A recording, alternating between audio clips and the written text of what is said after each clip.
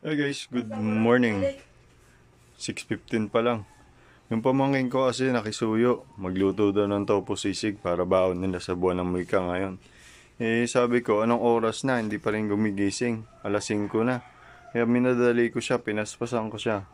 Sabi ko, bumili ka ng mga dapat bilhin. Tapos ako nang bahala magluluto. Kaya naprito ko na rin yung tofu Yan. Kaya umpisa na natin itong mag-isa. Siyempre, sili muna. Palalabasin natin yung lasa niyan. Hanggang sa... Tapos yan, sinunod na ng pamangkin ko yung sibuyas. Tapos sinunod na yung... siling green. Wait lang.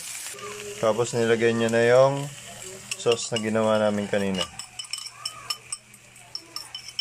Kaya sa susunod, matuto kong alarm ka lang alarm, di ka naman nagigising. Tapos lalagay niya yung tofu guys. Ganda ng sikat ng awero guys, di ba? Tapos pinapahalo ko muna bago niya lakasan yung apoy para ma-absorb lahat ng tofu yung sauce na ginawa. Balikan ko kayo mamaya. So paano guys, nakaluto na tayo. Sarap ng init, grabe. Ayan. Sarap. Mild lang yung anghang niya. Ay, sarap ng init, di ba? Tara, kain tayo.